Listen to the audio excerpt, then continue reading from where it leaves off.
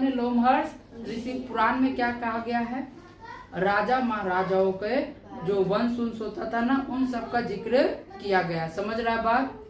अब पुराण को हम लोग 5वां वेद बोलते हैं। पुराण इज कॉल्ड 5वां वेद। टोटल तो 4 वेद होता है ना, तो 5वां वेद का कैटेगरी कौन रखेगा, पुराण। 5वां वेद किसे कहेंगे, पुराण को हम लोग क्या कहेंगे, 5वां वेद। समझ में आया, बोलो पक्का। इसको एक और नाम से जानेंगे, वेदों का वेद, वेदों का वेद। इसमें बहुत सारा ज्ञान है ना। तुम राजा महाराजाओं को बारे में पढ़ के भी तुम बहुत कुछ इतिहास के बारे में जानता है। समझ रहा है कि नहीं बात, बोलो। अभी का इतिहास में क्या हो गया, तुम लोग क्या बोलते हैं, अकबर से शुरू होता है, अलाउद्दीन खुजली तक खत्म हो जाता है इतिहास। समझ में आ रहा है कि नहीं। हाँ? तो सोचो, अभी इतिहास में तुम लोग बच्चा से यही सब पढ़ते आए, अंग्रेज लोग के बारे में पढ़ते हैं, अपना इतिहास ही नहीं पता है।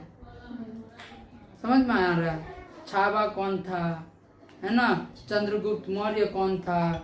तुम अकबर का बाप का नाम जानता है, बताओ तो, चंद्रगुप्त मौर्य के बाप का नाम नहीं पता होगा। ये क्योंकि टेक्स्ट बुक में दिया ही नहीं रहता है ये सब चीज। यही बहुत गंडगोल है। कारण क्या है पता है, 200 साल गोरखा सब राज किया था, याद है, छिलल मुर्गा सब। तो 200 साल तक वो लोग राज किया, तो वो लोग अपना बात छापा। फिर आए मुस्लिमों का राज, फिर वो अपना बात छापा। हिंदू लोग बेचारे लोग बोले नहीं हम लोग राजे नहीं करेंगे, हम लोग दाल बच्चों का खाएंगे। समझ रहा है कि नहीं बात, ऐसा कोई बात नहीं है। राज उस पर ज्यादा ध्यान नहीं दिया, जिसके कारण हम लोग किताब उताब को लेकर उतना कुछ है, लेकिन ऐसा बात नहीं कि नहीं है, सब कुछ है, लेकिन एजुकेशन सिस्टम में नहीं देता है। नहीं तो दंगा प्रसाद शुरू हो जाएगा। ऐसा मान्यता दूसरा धर्म वाला लोग को है कि दंगा प्रसाद शुरू हो जाएगा। अदरवाइज तुम्हारा जैसा क्या बोलते हैं, हमारा धर्म जैसे हो गया, ये सबको बारे में, धर्म तो छोड़ो, इन लोगों के बारे में तुम पढ़ेगा ना, तुमको मन करेगा कि हम नोच खाए दूसरा को। इतना अत्याचार। छावा मूवी देखा है, छावा मूवी से देखो कितना कुछ सीखने को मिला। अभी हाल फिलहाल में आया तुम्हारा ये नरसिम्हा। सोचो अगर नरसिम्हा नहीं आता तो तुम लोग को प्रहलाद के बारे में पता नहीं होता, होली क्यों नहीं मनाया जाता, होली क्यों मनाया जाता था, उसके बारे में आया मूवी तब न पता चला। बहुत कोई को पता होता है, बहुत सारा बच्चा को पता नहीं होता। जैसे नहीं देखा होगा नरसिम्हा, नहीं ना देखा, ये पक्का है वो सैयारा आए। होली काहे मनाया जाता है, वह लाल लाल पीने के लिए मनाया जाता है। क्यों मनाया जाता है देखो, नहीं पता है। कारण यही है, सैयारा वाला केस, बाइक में बांधेगा घुराएगा, लेकिन अपना बारे में नहीं जानेगा, है कि नहीं। चलो, तो 5वां वेद किसे कहेंगे, पुराण को कहेंगे। टोटल कितना पुराण होता है, 8 पुराण, 18 पुराण होता है। जैसे पहला पुराण का नाम बोलते हैं विष्णु पुराण।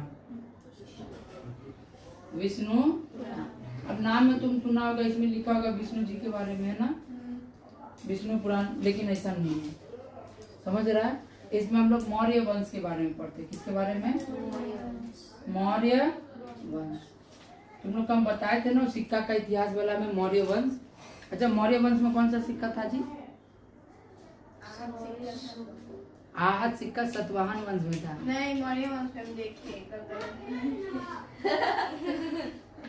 मौर्य वंश में था आहत सिक्का। ये रहा सिक्का मौर्य वंश। सातवाहन में क्या था, शीशा का। चलो सुनो, विष्णु पुराण में हम लोग किसके बारे में पढ़ते हैं, मौर्य वंश के बारे में पढ़ते हैं। फिर मत्स्य पुराण में आएगा, क्या आएगा, मत्स्य पुराण। मत्स्य पुराण में किसके बारे में पढ़ेंगे, सातवाहन वंश। हाँ, हिल गया, हिल रहा है। सातवाहन वंश के बारे में हम लोग किसमें पढ़ते हैं, मत्स्य पुराण में पढ़ते हैं। किसमें, और मत्स्य पुराण में इसमें लिखा गया विष्णु जी का 10 अवतार को। विष्णु जी का 10 अवतार पढ़ा था, देखा है ना। इसी में से तो तुम इस मूवी में 2 अवतार देखा था, क्या बोले, 2 को, एक नरसिम्हा था और एक बराह अवतार था, याद है। बड़ा अवतार वो सुअर वाला और एक शेर वाला नरसिम्हा अवतार। तो इसमें विष्णु जी का टोटल कितना अवतार को पड़ेगा मत्स्य पुराण में? 10 अवतार को। कितना अवतार को? क्लियर। इसके बाद आता है वायु पुराण। क्या? और इसको अमीर पुराण बोलेंगे। क्या बोलेंगे? क्यों बोले तो? क्योंकि इसमें हम लोग पढ़ते हैं गुप्त वंश के बारे में, और सबसे अमीर कौन था? गुप्त वंश था। चुचुंदर शुद्ध सोना का सिक्का निकाला था, याद है कि नहीं?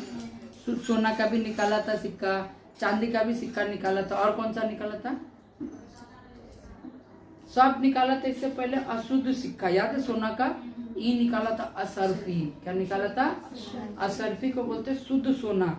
इतना मोटा मोटा सिक्का होता था, इतना मोटा मोटा, जो असरफी जो मूवी में देखता होगा सोना का रहता है। समझ गया ना बात? बोलो। ऐसे करके इसको शिव पुराण भी बोलते हैं। वायु पुराण को क्या बोलते हैं? शिव पुराण। हम ज्यादा डिटेल में नहीं जा रहे हैं, भगवान से रिलेट करके नहीं बता रहे, बहुत कुछ है सब के बारे में, ठीक है। अब इसके अलावा भी टोटल 18 पुराण है। जैसे आ जाएगा ब्रह्मपद, विष्णु, वायु, भागवत, नारद, अग्नि, ब्रह्मांड, है ना, फिर लिंग, फिर 12 वामन, मत्स्य, गरुड़ पुराण। गरुड़ पुराण नाम सुना है? क्या होता है गरुड़ पुराण? अपरिचित मूवी देखा है? अपरिचित, अग्नि भोजनम, कृमि भोजनम, नहीं सुना है? अरे अपरिचित, वो पगला हीरो रहता है, तुरंत जूता नीचे करता है, तूने ये गलती किया, तेरे को कैसे मृत्यु मिलेगा, तेल में फ्राई किया जाएगा। कृमि भोजनम, क्या मूवी? वही सैयारा वाला केस। अच्छा मूवी नहीं दिखता है। इसमें तुम गरुड़ पुराण के बारे में पढ़ता है। गरुड़ पुराण में क्या पड़ेगा कि तुम लोग जितना पाप करता है ना, उस अलग अलग पाप के लिए अलग अलग मेन्यू है, सजा। वही कि अगर तुम खराब खाना बना के अपना घर वाला को खिला रहा तो तुमको तेल में फ्राई मेरा बहन सब तेल में फ्राई ऐसा बात नहीं है। कोई बिजनेसमैन है, अगर वो खराब खाना ना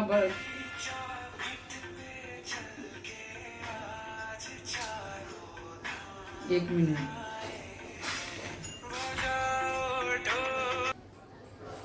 तो ध्यान से सुनो। तो वही अभी बता रहे थे गरुड़ पुराण, है ना।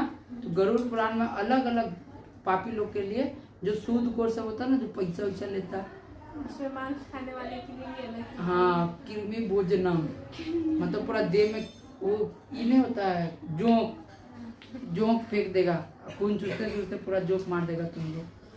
वहीं से कुछ लाने वाला सब है, ठीक है। अगर कोई किसी का मदद नहीं कर रहा है, ठीक है, कोई किसी को मरते हुए हाल में छोड़ के चला गया, तो उसको पूरा एक गुफा में भैंस से कुछ लाएगा।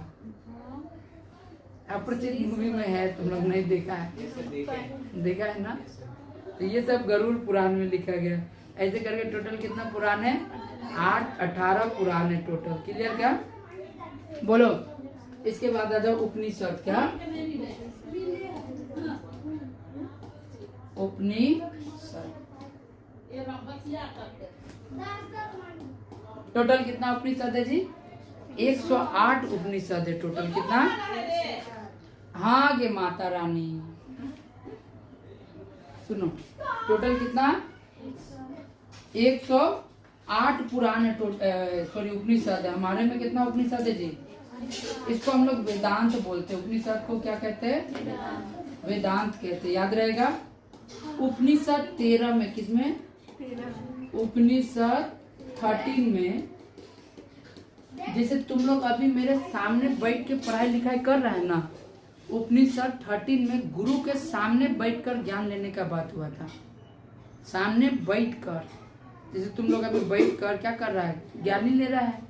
तो उपनिषद 13 में यही जिक्र किया गया कि गुरु के सामने बैठकर ज्ञान लेने का कितना इम्पोर्टेंस होता है। समझ रहा है कि नहीं बात? हाँ, हमको बताते हैं। हम नीचे बैठाते हैं ना, तो 1-2 जन मेरे को बोला है, तुम नीचे बैठाता है, कम से कम चेयर उवर लो। आजकल का मॉडर्न फैशन है, कैसन कैसन कपड़ा पहन के आता है स्टूडेंट। हम इसलिए चेयर नहीं लेते ताकि कैसन कैसन कपड़ा पहन के ही ना अगर हम चेयर ले लेंगे ना, तो फिर वो इतनी गोला, क्या बोलते हैं उसको, 1 पीस फराक लेंगी सुंगी पहन के आएगा, तो मेरे को ऑकवर्ड लगता है। हम लड़का लोग का हाफ पैंट में भी एंट्री नहीं देते हैं। तुम अदर ट्यूशन में देखा होगा लड़का लोग हाफ पैंट में आ जा रहा, हाफ पैंट में आता, बोलते जा पूरा पैंट पिन के आ, चड्डी में नहीं बैठने देंगे। हम नीचे बैठाते इसीलिए है ताकि सब कपड़ा ढंग का पहन के आए, लगे मर्यादा में है बच्चा, ट्यूशन में है, समझ रहा है कि ना। आधा नंगू पंगू हो के आ रहा, हम पढ़ा रहे, फिर वो ट्यूशन नहीं रहा, सुरेशन पार्क होगा। चलो सुनो। हाँ, तो उपनिषद क्लियर हुआ? बोलो कितना उपनिषद है? 108 है। उसमें 13 उपनिषद में क्या है? पहले 13 उपनिषद में है गुरु के सामने बैठकर ज्ञान। क्या? गुरु के सामने बैठकर ज्ञान, है ना। तो गुरु के सामने बैठकर हम लोग ज्ञान लेते हैं। इसका जिक्र किसमें किया गया है? उपनिषद। एक और उपनिषद है जिसमें तुम पढ़ेगा मुंडको उपनिषद। क्या? मुंडको। मुंडको उपनिषद में तुम पढ़ेगा, एक सुना है सत्यमेव जयते। सत्यमेव जयते, सत्य हमेशा जीतता है, सत्य हमेशा सत्यमेव जयते।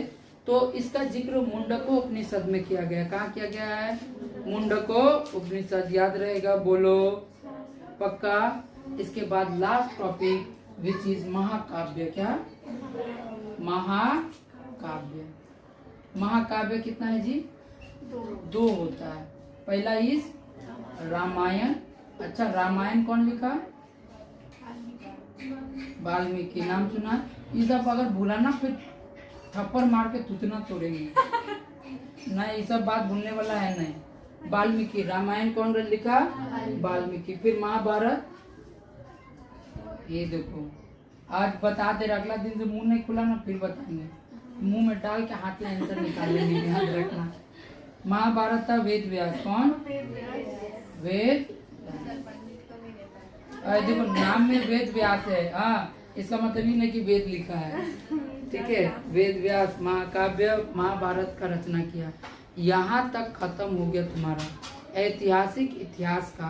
क्या मतलब? ये तुम्हारा साहित्यिक क्या महत्व था, कौन सा किताब था, कहाँ से था, ये सब क्लियर हो गया। क्या बात समझ में आ गया ना?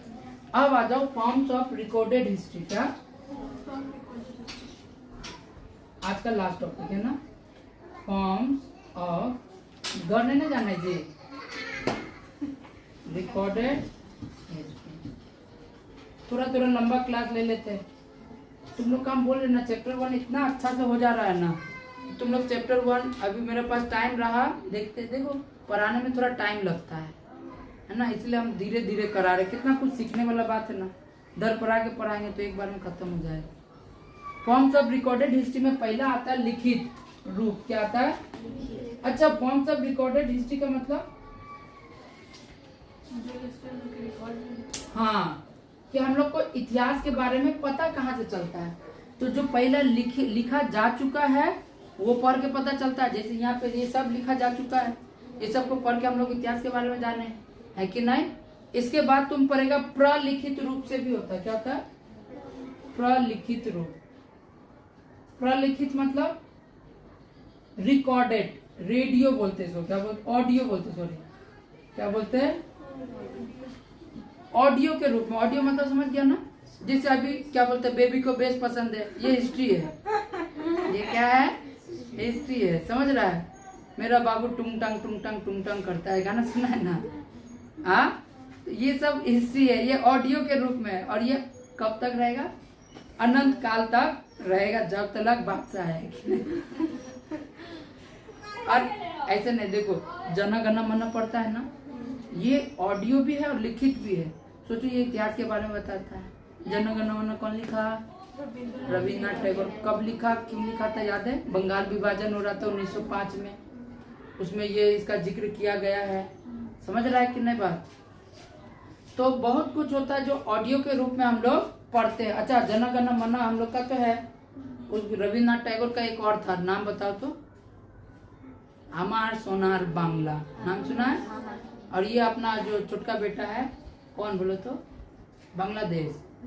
तो उन लोग का राष्ट्रीय गान है क्या? हमार सोनार बांग्ला। समझ में आया? बांग्लादेश है लेकिन वो 90% मुस्लिम है, वो बंगाल से अलग हुआ बस इसीलिए उसका नाम क्या है, बांग्लादेश है।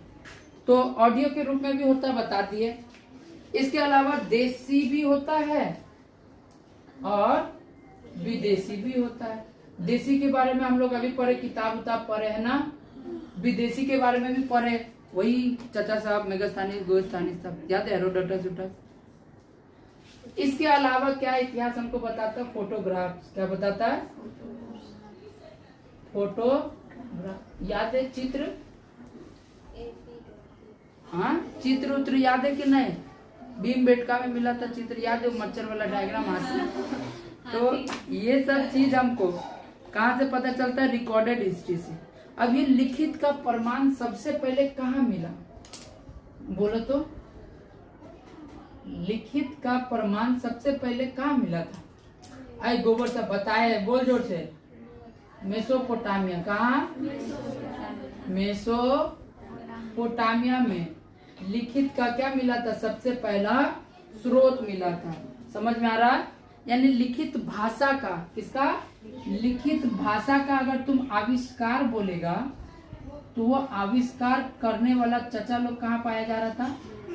मेसोपोटामिया में। कहाँ पर? मेसोपोटामिया दो शब्द से मिलकर बना हुआ है। मेसोपोटामिया कितना शब्द से मिलकर बना है जी? ये दो शब्द, एक है मेजोस, मेसोस, और दूसरा है पोटेमोस। क्या? ओडोमोस नहीं, पोटेमोस। ठीक है, मेसोस और क्या? मेसोस का मतलब होता है मध्य, हिंदी में इसका मतलब क्या होगा? बीच में। और पोटेमोस का मतलब होता है नदी। हम लोग में नदी, उ लोग में ओडोमोस। पोटेमोस, पोटेमोस का मतलब नदी। पी रहा है। हेलो, हाँ चल गया, चल गया। क्लियर हुआ बात? अब बताओ, मेसोपोटामिया जो है अभी के जमाना में उसका नाम सुना होगा इराक। वो मेसोपोटामिया इराक का ही एक क्या है? छोटा सा हिस्सा है। अच्छा, हम तुमको बताए ये दो नदी के बारे में, है ना। ये दो मेसोपोटामिया जो था वो दो नदी के बीच में बना हुआ क्या था? सभ्यता था। सबसे पुराना सभ्यता अगर कोई है तो वो कौन है? मेसोपोटामिया है। कौन है जी? एक को हम दजला, क्या बोलेंगे? दजला रिवर, जिसको हम लोग टाइग्रिस बोलते हैं। Tigris river. क्या? ये मत सोचना मेसोपोटामिया नील नदी उल नदी, ठीक है। टाइग्रिस नदी और दूसरा का नाम था फरात नदी। क्या? अजीब नाम था, यूफैती करके कुछ नाम था, ठीक है। समझ में आ गया क्या बात? फरात नदी, फरात है ना, यूफ्रात ऐसे कर देता है। तो ये दो नदी पे ठीक है, ये दो नदी पे मेसोपोटामिया बना हुआ था, इसलिए इसका नाम ही रख दिया गया मेसोपोटामिया। मेसोपोटामिया का मतलब होता है दो नदी के बीच में बसा हुआ सभ्यता। क्लियर हुआ बात? बोलो। अब ये जो था नदी के बीच में होने के कारण ये सर्वप्रथम क्या था? शहरी सभ्यता था। क्या था? राक्षस लोग शुरू।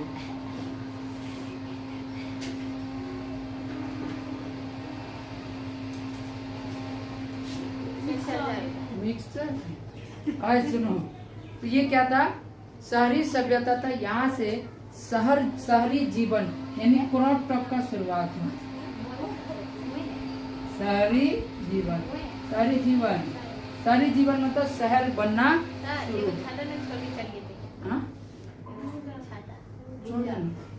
हम लोग का भी नहीं था पता, रास्ता से किसी से मांग के लेके आए थे कल। क्लियर हुआ बात? शहरी जीवन का शुरुआत जो शहर का रूप लेना शुरू हुआ था, कहाँ से? मेसोपोटामिया। कहाँ से? यहाँ का संपन्नता देखते हैं, शहरी जीवन देखते हैं ना, विशाल देखते कितना है, समृद्ध कितना था। समझ में आ रहा कि नहीं बात? मेसोपोटामिया सबसे ज्यादा फेमस है अपना गणित के कारण। किसके कारण? गणित के कारण, भूगोल के कारण। तुम लोग जो आज गणित आज नहीं पढ़ रहा, अगला साल पढ़ रहा है कि नहीं गणित उन्नीत। तो ये सब चीज है ना, मेसोपोटामिया ही पैदा किया है। जो तुम लोग को जिससे नफरत है, पैदा करने वाला लोग कहाँ पाया जाता था? मेसोपोटामिया में पाया जाता था। समझ रहा है कि नहीं बात? बोलो, क्लियर हुआ बात? अब इसमें सबसे इम्पोर्टेंट ये लोग काल विभाजन किया था। क्या किया था? तुम लोग को जान के खुशी मिलेगा कि आज जो तुम लोग कैलेंडर देखता 12 महीना का, वो सब यही लोग पुराने लोग लाया है। सबसे पुराना कैलेंडर ही मेसोपोटामिया का है। कैलेंडर के बारे में भी पढ़ेगा बाद में थोड़ा सा, अगर नसीब रहा मेरा से पढ़ने का तो जरूर पढ़ेगा। यहाँ का भाषा क्या था? सुमेरियन। भाषा क्या था? इसका एक अलग भी नाम था, अकादी करके कुछ नाम था, अकादी करके कुछ नाम था, अकादी भाषा बोलते हैं ना। तो यहाँ तक तो तुमको अभी नॉर्मल बात पता चला। तुमको यहाँ से समझना काल विभाजन को। किसको? क्या बजा रहे रे लड़की? काल विभाजन। क्या बोरिंग लग रहा है क्या? काल विभाजन। क्या? काल विभाजन। काल विभाजन का मतलब है हम लोग को तिथि के बारे में पता चलता है। किसके बारे में? तिथि। तिथि, डेट के बारे में पता चलता है। टोटल उस समय 30 काल विभाजन था। टोटल कितना तिथि था? 30 था। और ये 30 को 2 पार्ट में डिवाइड किया जाता था। पहला को बोलते थे चंद्रमास। क्या बोलते हैं? चंद्रमास। और दूसरा कहलाता था अमावस्या। चंद्रमास और अमावस्या, ये 2 प्रकार का डेट्स पहले बहुत ज्यादा क्या था? फेमस था। अच्छा, अमावस्या क्या है जी? तुमको पता होना चाहिए। क्या कली था अमावस्या? सूर्य और चंद्रमा। क्या? सूर्य चंद्रमा जब सीधी रेखा में रहे, क्या में रहे? सीधी रेखा में रहे तो वो क्या कहलाता था? अमावस्या कहलाता था। क्या कहलाता था? बोलो। तो इसका अंतर पता करने के लिए, क्या करने के लिए कि मतलब अमावस्या कब आ रहा है, कितना टाइम बाद आ रहा है, समझ रहा है कि नहीं बात? इसका अंतर पता करने के लिए ही इंट्रोड्यूस किया गया तिथि को। किसको? तो तुमसे अगर पूछा जाए कि तिथि क्यों आया, तो तिथि आया किस चीज का? सूर्य और चंद्रमा का जो स्थिति है उसको बताने के लिए कौन आया था? तिथि। समझ में आया? स्थिति, तिथि। सूर्य चंद्रमा का स्थिति बराबर तिथि। नहीं समझा बात? क्लियर हुआ? बोलो पक्का? अब देखो ध्यान से, ठीक है? यहाँ से हम तिथि का शुरुआत करते हैं। फिर तिथि को जैसे यहाँ पे हम चंद्रमास और अमावस्या बोले हैं कि नहीं, सेम चंद्रमास और अमावस्या को 2 पार्ट में बांटा जाता है। शुक्ल पक्ष, नाम सुना है? शुक्ल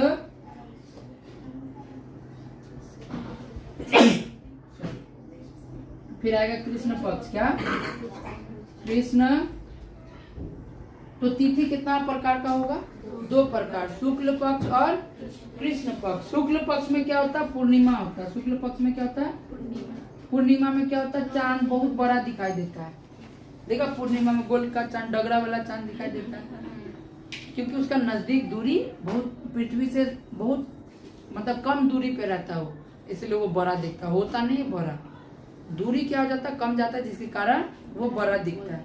जैसे कि तुम अगर देखेगा, भूगोल पढ़ेगा, तो ये अगर पृथ्वी है और ये अगर सूरज है, तो ऐसे करके इसका ये होता है। यहाँ पे मान लो सन है ना, तो ये दूरी बहुत ज्यादा है, तो यहाँ का चांद जाहिर सी बात है छोटा दिखेगा। ये पृथ्वी मान लो ना। हेलो, हाँ निकल गया। सोचो, अब यहाँ पे क्या है कि छोटा दिखेगा, दूरी ज्यादा है, और यहाँ पे क्या दिखेगा? बड़ा दिखेगा। क्यों दिखेगा? दूरी कम है। तो this is Purnima, this is अमावस्या, कृष्ण पक्ष। समझ में आया ना बात? बोलो। अरे नहीं समझा, आगे बढ़ी। तो ऐसे करके तिथि को कुल 15 भागों में पहले विभाजित किया। कितने भागों में विभाजित किया गया? 15 भाग। पहला भाग का नाम पड़ा पूर्णिमा। पहला दिन का, ये फर्स्ट दिन है, पहला दिन का नाम क्या पड़ा? पूर्णिमा। पूर्णिमा को हम लोग पूर्णमासी भी बोलते हैं। क्या बोलते हैं? अब पूर्णमासी में क्या क्या होता है पूजा पाठ जानता होगा, तो उसमें हम डिटेल में नहीं जा रहे, ठीक है। दूसरा दिन को हम लोग बोलते हैं प्रतिपदा। क्या बोलते हैं? दूसरा दिन को हम लोग क्या बोलेंगे?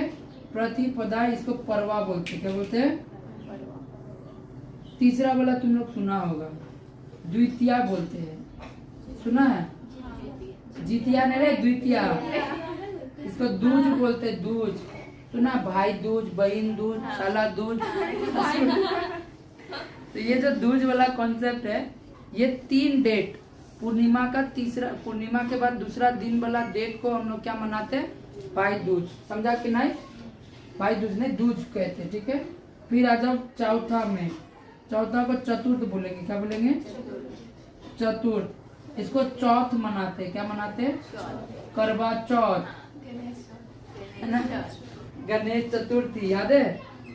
हाँ। फिर आता है 5वां डेट, जिसको हम लोग पंचमी बोलते हैं। क्या बोलते हैं? पंचमी में क्या मनाते हैं जी? नाग पंचमी। समझ रहा है कि नहीं बात? 6ठा डेट, इसको षष्ठी बोलते हैं। षष्ठी में क्या होता है? हेलो हेलो,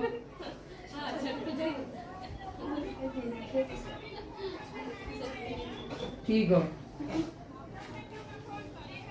और कितना? ओए संजू, मामी के फोन करके नानी के जल्दी भेज, और माई के दूसरा नंबर पर फोन करके बोल दे, जल्दी भेज दे बस। फोन ही बंद कर देंगे, बहुत डिस्टर्ब हो रहा है। चलो 7वां डेट, क्या इसको सप्तमी बोलते? क्या बोलते हैं? सप्तमी। अच्छा, इसमें छठ क्लियर? क्या सप्तमी में क्या होगा? वही सप्तमी समझ जाना, क्लियर? क्या साते बोलते इसको? क्या बोलते हैं? साते। फिर आ जाएगा 8वीं। सुना? अष्टमी बोलते हैं। दुर्गा पूजा वाला कौन से अप्रैल? अष्टमी। क्या? अष्टमी को हम लोग 8वें बोलते हैं। क्या बोलते हैं? 8वें। फिर आएगा 9वीं। क्या आएगा? 9 वाला केस में क्या आएगा? 9वीं। 9वीं में को हम लोग क्या बोलेंगे? 9वीं ही बोलते हैं, दुर्गा पूजा वाला, याद है? फिर आता है 10वीं। आता है 10वीं, विसर्जन बोल रहा है। 10वीं को 10वीं ही बोलते हैं, ठीक है। फिर आता है 11वीं ना? हाँ, एकादशी। क्या आता है? 11, मतलब 11 डेट, जो 11 तारीख होता है ना, उसको हम लोग एकादशी बोलते हैं। क्या बोलते हैं? एकादशी। 12 को द्वादशी, 12 को द्वादशी, 13 को तियादशी ना?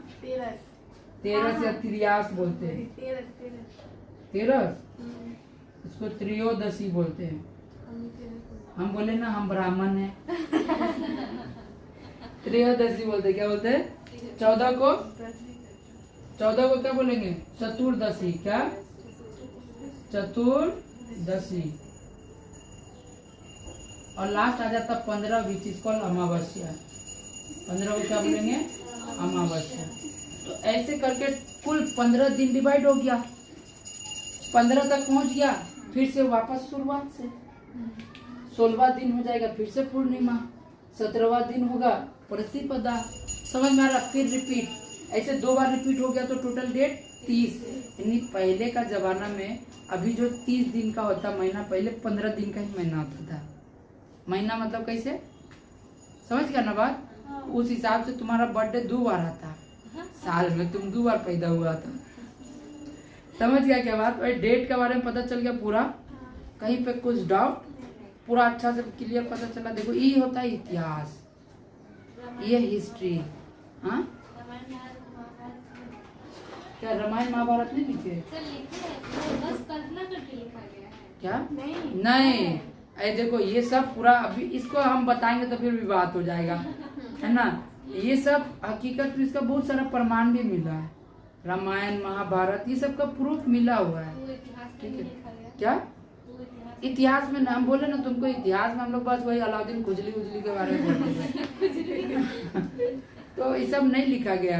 ये सब तुमको अगर जानना तो फिर पढ़ना पड़ेगा भगवत गीता, जिसको तुम लोग सोचता होगा कि धर्म ग्रंथ है, धर्म के बारे में लिखा है, भगवत गीता में ऐसा कुछ नहीं लिखा है। भगवत गीता में ज्ञान है। भैया भगवत गीता में ज्ञान है, पूरा ज्ञान का बात है। प्रथम अध्याय में तुम पढ़ेगा अर्जुन विषाद योग, जिसमें तुम अर्जुन का विषाद जानेगा। विषाद मतलब कि अर्जुन अपना दुख को कैसे प्रकट करता है। कि सोचो हम तुमको बोल दे कि जाओ बेटी तो अपना माँ बाप को मार, घर में जाकर दंगा प्रसाद कर, घर का फैमिली को मार, क्या लगता है मार देगा तो? अभी माँ बाप को जान से मारेगा। वैसा ही केस कुछ अर्जुन का क्रिएट होता है कि अपना पिता माँ से लड़ने, अपना गुरु से, अपना टीचर से हम बोलेंगे मेरे को मार, कोई ठीक नहीं पता चला के मार भी दे, लेकिन अपना पापा को थोड़ी मारेगा। तो उसमें अर्जुन का वही होता है कि अपना गुरुजन, अपना पिता माँ को बोलता है मारने के लिए भी जान से, धर्म के लिए लड़ने के लिए बोलता है। समझ में आ रहा है? तो क्या लगता मार देगा? तो क्या बोलता है अर्जुन कहता क्या वो मतलब बहुत ज्यादा वो परेशान रहता है ना, बहुत कुछ तकलीफ में रहता है, तो वो कुछ कुछ अपना पूरा दुख को प्रकट करता अध्याय 1 में।